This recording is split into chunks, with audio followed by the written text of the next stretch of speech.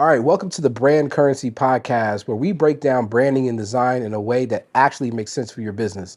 My name is Charles McGill. I'm your host, and this is my lovely co-host. Hi, I'm John C. McGill, his wife and partner in business. So today we're going to dive into the difference between what some would call a broke brand and a bankable brand, and why some companies struggle to make money and some seem like they just keep printing it. That's what we're going to talk about today. What you think about that, babe? Well, I think it might get kind of deep because there's a whole lot of broke brands out there. Oh, man. Why you got to talk about them like that? I can't help. I have this tad bit of shadiness to me. I mean, just a little bit. Yes. So and let's be honest, there's a lot of brands out there that are hustling, a lot of businesses that are hustling really hard. They're trying to make as much money as they can, but it's just not adding up, right? And then there's, some brands seem like they're just scraping by, while others seem like they're just flourishing. Like it seems like every time they drop something, they're making a whole bunch of money, right? So what's the difference, right? Oftentimes the difference is not necessarily the product or service, but it's oftentimes the difference is the positioning, right? The messaging and also the strategy. So what do broke brands look like, right? In general, you're talking about inconsistent designs and messaging. You're talking about no clear brand strategy, and they struggle to attract the right clients, right? Whereas bankable brands, right, brands that are making money, they seem to have really dialed in their messaging. They got a really clear and consistent design strategy, right? They look premium all the time, or they hit their target audience is kept in mind when they design, and also they're attracting the right people that are willing to invest. And also they position themselves as an authority. Yeah, and it doesn't have to be like a major corporation or anything like that. That's not what we're talking about when we say bankable brand. It can be a small business owner that just has, the clarity, the visual clarity around their brand, as well as the clear message around their brand. That's right. So not just corporations, it applies to small business owners. Absolutely, because we've been doing this long enough where we can see a brand and we can already tell just based on some of these things if it's likely going to be a brand that struggles to make money or a brand that's going to flourish. Okay, so let's break this down. Why do some brands struggle to make money while others thrive online or offline? They just, what's the disconnect? Yeah, I mean, there's a couple of key things. One is going to be definitely positioning and perception, right? So how you position yourself as a brand and, how people perceive you. So if you're a broke brand, right? And broke is we see, for lack of a better term, to say broke. And it could it can mean broken. Exactly. Right? It can mean broken. Right. Not dirt poor or anything. Exactly. It's just the brand is broken in some way. Exactly. I would definitely word it the same way. Either it's broken, it could mean lack of funds, but we're really not trying to, it's really for lack of a better term. And plus it's just a little easier to remember when you say broke brand, right? It's catchy. It's a little catchy, right? So basically it looks like an entry-level brand, right? You got the homemade designs, you got the homemade positioning and strategy. Your offer is not super clear. Your messaging is kind of all over the place. You kind of look like you are probably competing on price, meaning you haven't really found your sweet spot.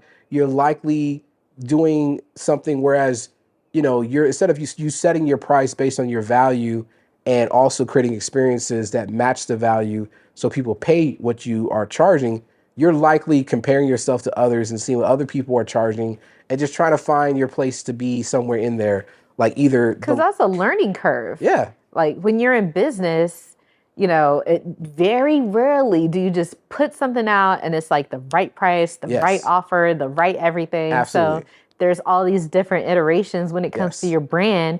And if you are doing too much. Yep. And sometimes you don't know, you underprice yourself. And so, that, sometimes is a telltale sign that you may be starting off new. Sometimes, you overprice because you just are misinformed and not knowing the market. Right. So there's different ways that, people kind of you signal that you have a broke brand or a broken brand. Sometimes your marketing is scattered and unclear. Sometimes you start off maybe trying to pitch to a certain demographic and age group. And then in other messaging, it's somebody else that you're trying to target. Maybe you're originally, going after mainly women. Let's say you have a brand that's like, I want to help, women financially, and you're a financial coach and you're focused on women and them getting themselves together. But then just because a few guys mention that they like your content or they wish you would open up the product to more men, all of a sudden now you switch it up and you're like, now I'm helping men and women. But all of your marketing and all of your branding before that said women. And everything that has now, but now all of a sudden you started to change your messaging to say men and women. And now it's confusing people, right? And sometimes people go through that. And you have every right to do that. Some people... Because when you initially, like in that instance, when you are marketing or, your messaging is marketing towards women, and then you start having all these men in there, then it's like, I know for a lot of women, like they want to feel like, they're in safe hands and you totally understand, my experience because you're a woman and we can connect with that. Yep. And then when you start bringing men into it, sometimes people don't want that energy. Yeah, they don't. They don't want the energy. And sometimes you can turn off your primary base. But other times it could work. You could end up messaging it the right way and you could end up kind of broadening the audience and maybe it's okay. But there's going to be that the growing pains from that, right? And it's going to probably be up and down. And likely, during that transition until you get clarity, it's going to feel like a broken brand, right? So how does it feel? Like, what does a bankable brand look like when it comes to positioning and the perception? Is that, they have clarity around what they're doing, right? There is no ambiguity. There is no confusion. There is no, like, we say something here on this side and then it's different on another side. Like, no, it's clear. They're very confident about their position, right? They know we help Black business owners, whatever it is, they know their demographic, they know who they're serving, they know their offer. It's not, you can't go in there and be like, they're like, hey, we got two options, right? You got option A and option B, and that's how you work with us. And someone comes in and like, well, what about option C? Can we work something out? They're like, nah, you got option A and you got option B, that's it. Whereas when you knew, sometimes, people can come in and get you to trip up, because you just need the money. You might be working on option Z. Exactly. Like, hey, if you could pay me any old type of way, we gonna work something out. So it don't matter what you want, we gonna get you. So, but the brands that are established don't do that, right? They're like, hey, we've gone through enough. We have enough experience to know that we can't. If we're trying to fully deliver on our promise to you, it has to be done this way. And no, not some other way is going to work, right? But what happens is those types of brands, when they do that the right way, they tend to attract the clients that they're looking for and not have to chase them, right? Because it's very clear who they are. Their messaging is clear. Their branding, their positioning, all the designs. And so they start to attract the right type of people who are looking for that specific thing, right? They're not bringing in people that are confused. Like, and we've had this on our own iteration, right? As we build our brand, as we continue to build Panda Commission, like we've gone through different iterations and different points of clarity. Whereas now it gets to a point now where, discovery calls, we don't really talk to people who aren't necessarily our avatar. Right. Like, because there's so much messaging and things out there for them to kind of filter themselves, where they know if they get on the call, they already know what the price is. They already know all these different things. So it's nothing as a surprise. And, that's something that even when they go to the website to book a call, it's like you can just kind of see through the website, whether or not you'd be a good fit for us. Yep. Also, next, you're talking about visuals and presentation. Like, how does the brand look? Broke brands, typically inconsistent graphics. You got low quality images. Maybe the pictures are pixelated and fuzzy. And basically the website, the branding assets, everything that they have doesn't match their value, like who they really are, right? And once again, we say broke. That don't mean you're not making no money. That, you could be making good money or decent money with your brand kind of broken, right? The thing is, if you want to strive and make it even better, we suggest you become a bankable where you get consistent around your design, make sure it's professional, make sure it's cohesive, make sure that every touch point feels well thought out and intentional, right? Because typically people are really intentional about what they say, right? Their messaging and how they show up in person. Yep. You know, they if they have to go to an event or whatever, or they're speaking, they're intentional about what they wear, you know, what their outline will be when they're doing their presentation. But then when it comes to their, you know, their website or their funnel or their social media graphics, it's like somebody is meeting you in person. They're like, oh my God, this person is so amazing. Yeah. And they go to your website and they're like, ooh. Yeah, there's a disconnect. Oh no, it might be a con artist or something. Sometimes but it's real. It's sometimes true. He gives those vibes, right? Scam likely, right? Scam likely because it doesn't match, right? And or you're in the position where you present really well in person, but then someone's like, hey, let me get your website, and you're like, ooh, hold on, you know, I'm still working on that. It's still, you know, and that's just like it don't match, right? Right. So, and on the flip side, you could have a dope website. But then if somebody meets you and you're not, you know, sure about your offer, your messaging, and, you know, all that is discombobulated, then it could be scam likely too. Absolutely. Works both ways. Absolutely. So also, you know, the brand messaging and authority. So, you know, broke brands typically focus on the features, not the benefits. They often, you know, also feel kind of desperate for sales. So what I mean by features, not benefits, they're just like, they just tell you what they do. It's like bullet points. I can do this for you. I can do this. I can do this. I can do this. You know, or, you know, like your service includes these technical things. Like, you know, if it was a website, it'd be like, you know, you get, 5 pages and, you know, it will come with, you know, SEO and this, you know, like all these terms instead of telling you about the benefit of you having a site that represents you, that makes you feel like an authority, that, you know, increases your confidence. Like these are the kind of things, the benefits that people want to hear.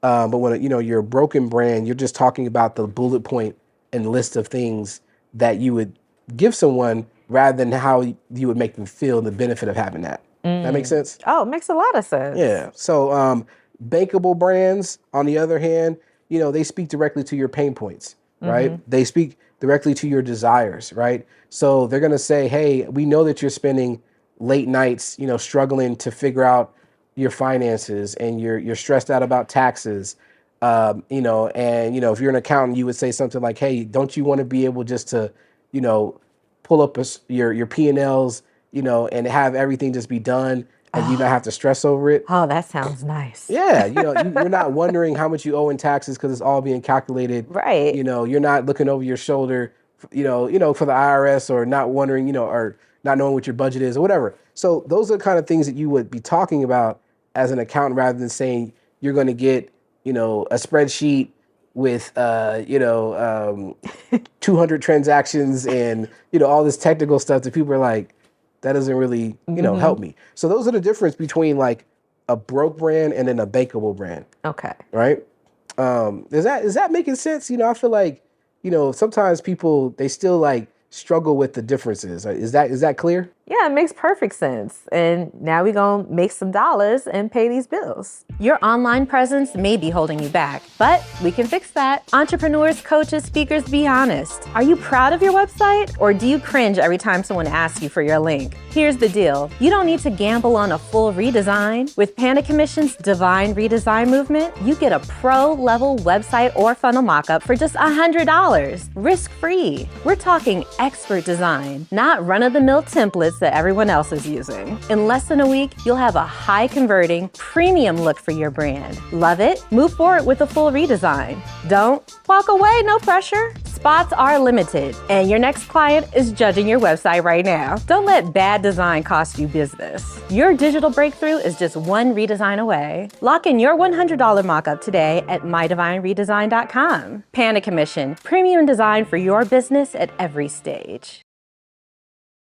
Let's reel it back to small business owners again. If your brand is feeling a little brokety broke right now. Wow, brokety broke. Brokety broke. It's hurting. Wow. I thought it was just broken. I thought we was trying to be nice. I mean, you know. Okay. It's the little part of me that's shady and likes to have fun.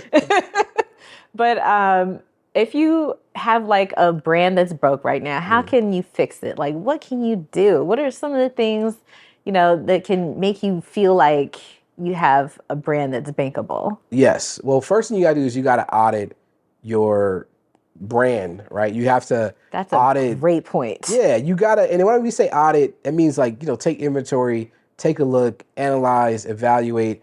You got to look at your own brand from the perspective of like, how am I showing up? Your websites, your graphics, your funnels, your social media, all your branding assets, does everything match? Does it look like a professional did it? Does it look professional? Does it look like it's supposed to look, right? Now, if you can't tell yourself because you can't see the forest from the trees, ask someone who, will be honest with you. Ask a professional. You can ask us. You could comment on this episode and ask us to take a look at your brand, and we'll be honest with you, right? You can do a brand audit. We used to do those. I won't be shady, I promise. Yeah, we used to do those as a part of like discovery calls. We'll do a brand audit. But there's definitely companies that do that. There's definitely people probably in your business circle that will be honest with you. I would not suggest asking friends and families, people who are, yes people who'd be like, girl, it looks good. It's fine. Don't ask your cousins and them. Yeah. Don't ask your mama. Especially people who are not in that lane. Don't ask your sister. Yeah. Or don't ask anybody who's not a small business owner, Exactly. who's established and has success. Yes, definitely. And and I would even, sometimes, you can ask your clients and your customers, but also sometimes they may not be the best to ask for certain things, but for sure, in terms of like, improvement, definitely check in with them as well. But yeah, I would ask the professionals, right? And do an audit of yourself and just be honest with yourself. Stop, don't be so emotional about it. Don't be so caught up. Don't listen to yourself when you're like, I spent, 2 days making that website and I was blood, sweat, and tears and all those things. And it's like, okay, that's cool and all, but if the website is not doing what it's supposed to do, if it's not giving what it's supposed to give, then you gotta let it go. Ooh. Right? It just is what it is, right? I mean, I remember like when I used to make, I used to make beats, right? And I was in music and I was doing, doing things like that. And I sing and all those things, right? And you so sing wonderfully. Thanks, babe. So like when I was first starting out, I would make all these beats, and at the time, this was like back in, dating myself here. This is back in in the day, early 2000s. Oh, right? okay. This is early 2000s, so it wasn't like I was kind of like on the. I was doing it in a time where it wasn't like super popular like that, right? But I had equipment and I was making some good music, and I was doing it, and I wasn't sure if it was as good as I thought it was, right? And so initially I had my mom, right? And she was in music. So she was critical to a degree, but I'm also her son. So she's going to try to be encouraging as well. So she would first, listen to it and she'd be like, oh son, this is it. Like, and I'm like thinking like, you old, how what's it, right? Because she don't listen to that music. Listen to something. She's like, oh, it's so good. This and I was like, yeah, I don't know. It wasn't until I started shopping my beats to different artists and different other studios and producers and record labels, when they started to give me positive feedback and say, yeah, you got something here, that's when I knew, right? That's when I knew. I was like, okay, like these people don't know me from Adam. They got no reason to be nice to me, and they got no reason to like invite me to come, to LA. I was in Sacramento at the time, show me around, introduce me to different people, give me a contract, or, present a contract to me if I wasn't doing something that I was supposed to be doing, right? So, if it wasn't hitting, I wouldn't have got those opportunities. And so the proof often is in the pudding when it comes to your website and your graphics. If your website is not moving people to buy, if you're noticing that people go there and then they just click off and they nothing happens from it. If it's not making you money, then there's your proof right there, right? And so you need to change that so that it's also it's having a positive impact. So that's one thing you could do. Also, number two, you want to refine your messaging, right? You want to make sure that your messaging is speaking to your ideal client. Sometimes, when we first start off positioning our brand and marketing our stuff, we have a certain, approach to it that's not totally refined because we're not super clear on what we're offering, right? And as we evolve, we want to make sure that we're also evolving our messaging.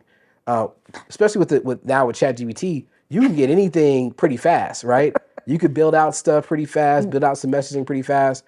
And some people aren't really checking in to see, is it really like speaking to my audience? Right. Does it really have my voice? Right. Is it really saying what I wanted to say, right? In the way that I would say it, right? Or in the way that they should receive it.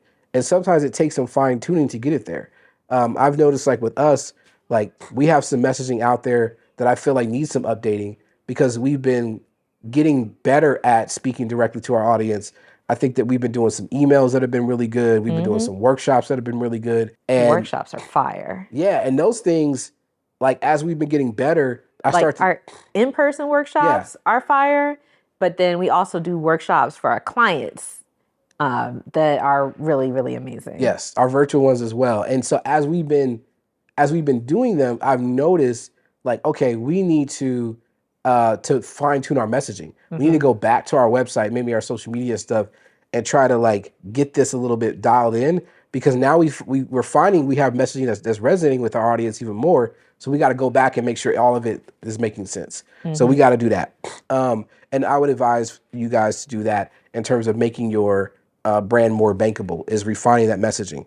Also, making sure that you're creating like better experiences for your clients, right? So whether that be like how you onboard them, right? Whether that be like small touch points, you know, if you're sending like a thank you card or sending them a gift. Or like ease of use of your program, the experience they have throughout your program, or, you know, whatever it is that you're offering. Trying to make it a better client experience, right? Just really, really like fine tuning that process in whatever way that makes sense. And likely, if you think about it, you will figure that out. Or if you just listen to your clients, they'll give you feedback and say, hey, you know, this, I love you and this is great, but this part of the experience wasn't great. Need you to fix that. And it doesn't mean that they're not happy with you. Exactly. Because, you know, over the years, our clients, a lot of them have grown to really like love Panda Commission and love the experience and love our services. And with that, because they want us to do better, they want to see us win, you know, they will give us this constructive feedback. And it's like, cool, thank you for letting us know, because, you know, how are we going to get better? How are we going to get better if you don't let us know? And oftentimes, and I can say that sometimes it don't feel good, right? Because sometimes you can be like, oh man, they're not pleased, or, you know, it kind of is painful to hear. But if you are trying to become a brand that is trying to grow and scale, you're going to be open to that feedback and do the things you need to do to make yourself more bankable. And so definitely be open to that, create more experiences. I'd say the next thing is consistency. Be really consistent. Show up consistently online, because the repetition is what builds trust. The more often people see you, right? And I know that's hard. We can speak to that directly, how hard it is to show up all the time online, to keep And it doesn't mean like post all day, every day. No, it doesn't mean that. It just means when you do show up, be consistent. Yeah, or just have a cadence that you post. Exactly. So, you know, if you're going to post... The cadence is key. Yeah, so if you post every Monday, Wednesday, and Friday. Right. That's your cadence. Be consistent around that. Yes. If you post every day, be consistent around that. I'm not saying that we're not telling you how many times to post. But obviously, bigger brands tend to post more popular brands tend to post more. There is real data around that. However, be consistent. Don't let it be based on your emotions. And we get caught up in that too, because there's some times where you and I will be feeling it, and we posting, every day for 2 weeks strong, and then all of a sudden we get tired and you don't hear from for 3 weeks. Right. Or the algorithm doesn't show people for like a whole week. And I'm like, ugh. Yeah, I mean, and so that inconsistency doesn't help us, right? Right. However, we've been consistent enough, and we've gotten some help, in terms of posting and things like that, so that, we can at least have something coming out every so often, so that we continue to have a presence online. And so, we would suggest that for others as well in your small business, you continue to just be consistent and show up even when you don't feel like it. And if you know that your posting and you showing up is tied to your emotions, you got to figure out another way, like a hack, so that you still show up. So either that it's hiring someone to help you out as an assistant, hiring another agency to help you out, or having people that will step in for you. Because I can tell you this, I get tired of the in-person events. I'm an introvert, so I don't want to be like, being around a whole bunch of people all the time. It drains me, right? But that's why I got my wife, right? So she can go represent the brand and have a good time. And we always have a presence no matter what, because either she'll be there or I'll be there. More than likely, it'll be her. Yeah, because I love being social. That's my thing. That's it. And then the last thing is to invest in your branding. Make sure that your brand is delivering on its promise, meaning that, how you, your value that you want to project in the world, that you also have your branding and your designs match that, right? Your website matches, you feel like you should be, getting paid a certain amount, you should be charging this amount, people should be willing to pay, then your branding needs to match that, right? If you out there looking like, a bargain basement discount product, you looking like Payless shoes, but you want to, get, what Balenciaga prices, like it don't match, So it's got to match. And the only way that you can, get that to match is if you invest in your branding so that it does match and that there's the correlation there. And that's when people will start to buy. Right. Because, it'll be one thing, just to kind of tie in everything you just said. It's like your brand shouldn't look like a hobby. It shouldn't look like a side hustle. I know a lot of people who are entrepreneurs have like a main hustle, their main job, and then they're trying to grow this business, but it shouldn't look like a side hustle. It should look like a real established business. Yes. Right? Yes, absolutely. And when we mean by real established business, think about like all the areas that a business looks like real. Like just because you're a small business doesn't mean you have to have these holes in your business. Meaning like if I was to visit your website, it should look complete. That's expected. It's just like at this day and age, it's like literally the basics. Like, if you came into a new, like we were talking about on another episode, we were talking about our first experience with Raising Cane. We were in California. We had never heard of it. We were in Sacramento. They never heard of it. It was coming. It was new. And, I looked them up online, and the way they were looking online, they looked like a very established brand, that had franchises and different things like that.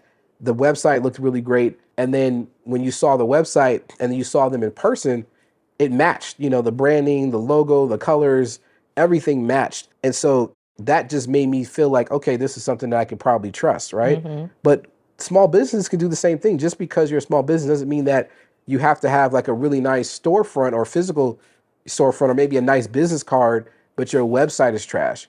Or you got a really nice website, but you don't have any branding assets. You don't have a press kit to send anybody. You don't have a proposal deck. Because it's not just about the website. You have to think about all the other touch points. All the other touch points. Your slide deck when you present your product or service. That could mean the difference between like hundreds of thousands, millions of dollars. It should look like your brand. Yeah, right. It should look like your brand. Like when you hand out your flyers or your guides or whatever you hand out, like if you're in an in-person thing, that should also be on like brand. Like your workbook or whatever. Workbook or whatever. Like it should be on brand. You're giving merchandise away. Merchandise, your shirts, your whatever. Or selling it. Yeah. All the things, right? That's the point. And also your positioning, right? And also your messaging. Like that is going to make a difference for you, right? In terms of how you appear either broken, like a broke brand or a bankable brand, right? If your positioning is unclear, it's all over the place, your messaging is unclear, it's inconsistent, that is going to hurt you, right? Sometimes people companies will have taglines, right? Nike, just do it, right? Something very simple and basic, but they make sure they say that everywhere and they don't switch it up. That's the same tagline. It's the same tagline. I know that's really hard for people sometimes, especially creative people. They'll be like, I don't want to keep saying, just do it. That just seems too simple. Let's say, just do it. Always do it. You can do it. You can do it. They keep, right? And they're thinking like, I'm trying to drive home this message. No, what you're doing is you're creating confusion and you're actually, switching up the message. And those little differences, while they may, in your mind be like, oh, I'm trying to drive it home, you're really confusing people because people interpret all those things different ways, right? So the more you can dial in on something and just be consistent about it, like that actually works in your favor, right? And so have a tagline that could help you out, right? In terms of your consistency. Have a elevator pitch. That's one thing, as a part of the TSP community, that, Traffic Sales and Profit out in Atlanta, if you hang out with that community of Black business owners, you'll find that a lot of them, they learned little that elevator pitch, 30-second pitch, whatever it is, right. What my business does, they got it down. They got it down. And that is something that, it allows people to know what you do. Mm-hmm. It gives you positioning, right? Is your messaging. And if you do it consistently, people start to catch on, mm-hmm. right? And so that's another example. And lastly, if you're trying to attract premium clients, you're trying to attract certain people, you have to make sure that you are attractive to them. Yes. Right? It's very simple. It's similar like in person. You try to date. That's so elusive for some people. Like that whole concept is like, it's interesting. Go ahead, break it down. No, I mean, like, okay, let's say you're come on, Analogy King. You know what I think what it is? I think it's the movies that mess people up. I'm gonna say it like this. In real life, if you were a prince, Prince Hakeem. You're Prince Hakeem. Okay. Okay. No. Okay. Yeah, let's go. If you're a prince. If you're a prince, and you are like your whole upbringing, your culture, everything suggests that you have to marry a princess. Mm-hmm. In real life, typically, you're going to be looking for a princess, or whatever that means in terms of like, someone with an established family, royalty, all the things, right? Okay. The likelihood, and likely, you're going to be attracted to the princess, and vice versa. If you're a princess, you're looking for a prince. Right. You're looking for someone that's going to match whatever it is, the wave and energy you want, right? Right. If someone comes up to you and they're not at that caliber, right?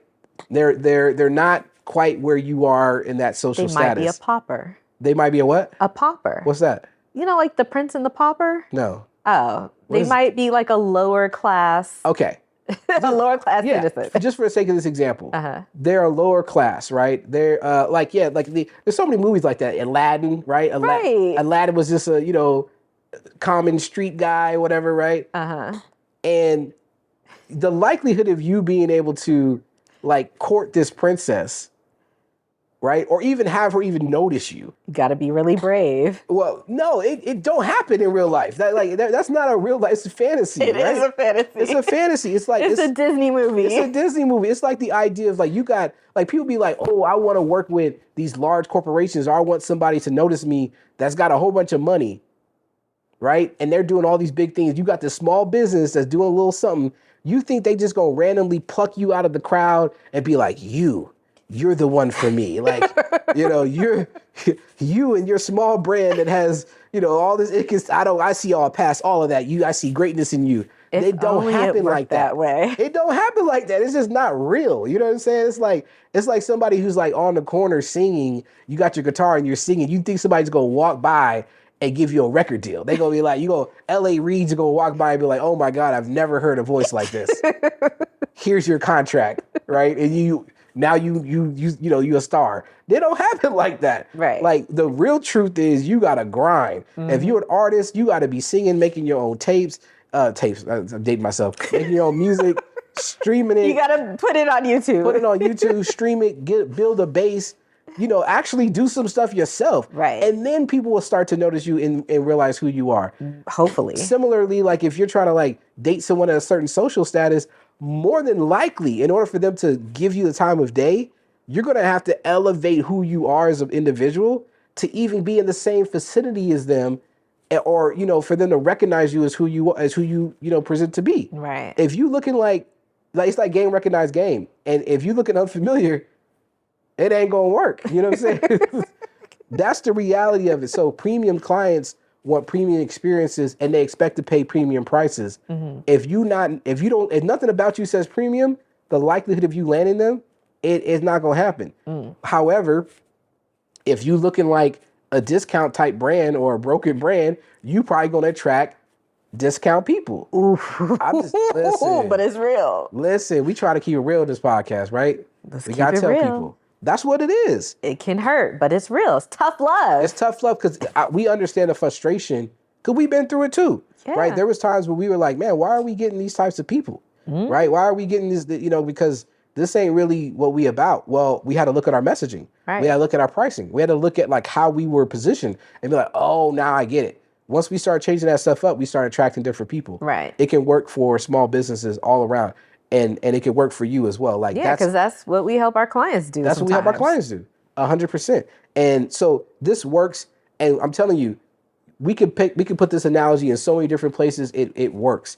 And so since you know that, and since you understand that this is what people are looking for, it would behoove you to do your best to invest in your branding, to invest in doing the right things to attract the right people, so you can get the kind of clients that you want. So if you're ready to take your brand from broke to bankable, hit us up at Panda Commission. We specialize in helping brands look and feel like they belong at the top of their industry. So if you enjoyed this episode, you got value from what we talked about, I encourage you to subscribe to our channel so you can get to all of our episodes and get those reminders. Also, if you found value, go ahead and share this episode with somebody who needs to hear this, right? Maybe they got a broken brand. Maybe they need to become more bankable. Maybe you can see the potential in them, but there's some things they're missing. Go ahead and share this episode with them. And also, please, in the comments, we'd love to hear from you. Do you got a broke brand or you got a bankable brand, right? What makes your brand broke? What makes it bankable? So you can,